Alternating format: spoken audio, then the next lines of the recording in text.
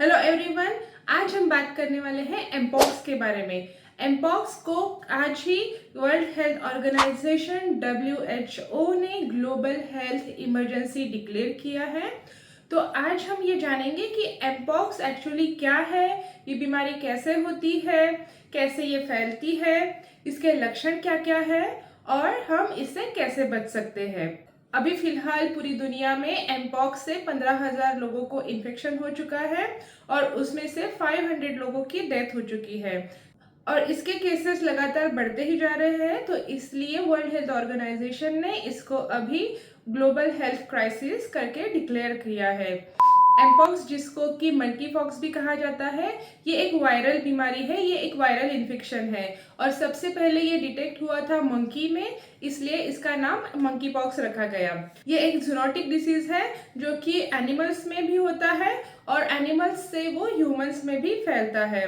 तो सबसे पहले हम जानते हैं कि इस डिसीज के लक्षण क्या क्या होते हैं। तो जब किसी व्यक्ति को एमपॉक्स वायरस का इन्फेक्शन हो जाता है तो पहले 7 से 15 दिन तक वो वायरस उस व्यक्ति के शरीर में इंक्यूबेट करता है, उसको कोई लक्षण नहीं आते। तो इस पीरियड को कहा जाता है इंक्यूबेशन पीरियड, जो कि एमपॉक्स में 7 से 15 दिन का है।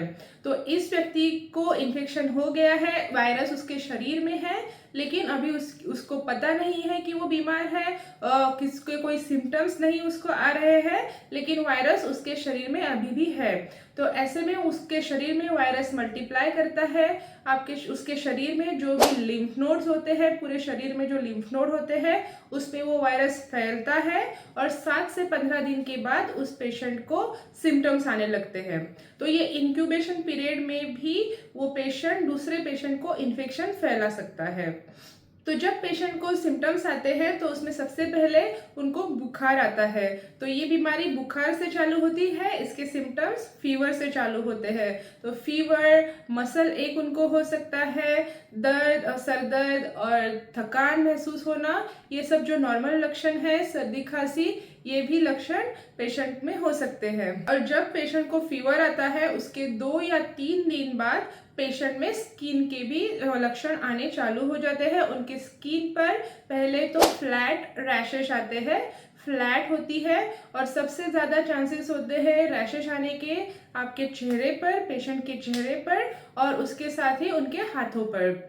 तो उसके बाद जब वो रैशेस आती है वो पहले फ्लैट होती है, उसके बाद वो धीरे धीरे रेस्ड रैशेस होने लगती है, वो ऊपर उठने लगती है, वहाँ पे पिंपल जैसे फोड़े आने लगते हैं। तो वो रैशेस फिर पैपुल्स में बदलते हैं, तो उसमें थोड़ा थोड़ा लिक्विड जमा होने लगता है और वो फ्लूइड होता है, उसमें इन्फेक्शियस लिक्विड जमा होता है और कुछ दिनों बाद लास्टली वो पैपुल्स फूट जाते हैं और वहाँ पे क्रस्ट होता है और वो उसके बाद हील होने लगते हैं। तो जितना पेशेंट को इन्फेक्शन रहेगा उतने उसके हिसाब से पेशेंट को रैशेज भी उतने ही होती है। तो अगर पेशेंट को कम इन्फेक्शन है, वायरल लोड कम है, तो उनके शरीर पर, उनके स्किन पर उतना कम असर रहेगा। लेकिन अगर किसी के शरीर में ज़्यादा वायरस है, ज़्यादा वायरल इन्फेक्शन है, ज़्यादा वायरल लोड है, तो उनके शरीर पर ज़्यादा बड़े मात्रा में पैपुल्स आएंगे, ज़्यादा बड़े मात्रा में उनके स्किन पर रिएक्शन दिखेगी। किसी किसी पेशेंट के आँखों में भी ये हो जाता है, तो उनसे में उनके आँखों में भी प्रॉब्लम हो सकते हैं। उसके साथ ही कुछ कुछ पेशेंट में इतने ज़्यादा वो आते हैं, पैपुल्स आते हैं, जो फोड़े आते हैं कि वो एक दूसरे को चिपक कर बहुत ज़्यादा एरिया भी कवर कर लेते हैं। तो ये सब है एमपॉक्स के, मंकी पॉक्स के सिम्टम्स, जो कि मंकी पॉक्स शुरू होता है फीवर से और उसके बाद कुछ दिनों में उनको स्किन पर सिम्टम्स आते हैं। तो अब हम देखते हैं कि ये एमपॉक्स फैलता कैसे है, ये बीमारी कैसे एक से दूसरे व्यक्ति को हो सकती है। तो ये जो वायरस है वो पेशेंट के बॉडी के फ्लूइड में रहता है। तो पेशेंट के स्किन पर जो फोड़े होते हैं उनमें जो लिक्विड होता है उसमें वायरस होता है। पेशेंट के सलाइवा में, अगर पेशेंट खांसता है तो उसके कफ में, वो स्पुटम में वो वायरस हो सकता है। और उसके साथ ही अगर वो छींकता है तो जो ड्रॉपलेट्स निकलते हैं तो उसमें भी वायरस होता है और वो वायरस फिर दूसरे पेशेंट को, दूसरे व्यक्ति को इन्फेक्ट कर सकता है। तो क्लोज कांटेक्ट से, स्किन को टच करने से ये इन्फेक्शन हो सकता है। अगर किसी पेशेंट का खांसी में जो ड्रॉपलेट्स निकल रहे हैं उससे उससे कोई कांटेक्ट में आ जाए तो उससे वो इन्फेक्शन हो सकता है। उसके साथ ही अगर पेशेंट ने यूज़ की हुई कोई वस्तु है जिस पर उस पेशेंट के ड्रॉपलेट्स गिरे हुए हैं, तो ऐसे में भी वो इन्फेक्टेड चीज से दूसरे पेशेंट को भी, दूसरे पर्सन को भी इन्फेक्शन हो सकता है। तो ये तो हो गया कि ये वायरस फैलता कैसे है। तो अब हम जानेंगे कि ये वायरस से हम कैसे बच सकते हैं, हम हमारा बचाव पहले ही कैसे कर सकते हैं।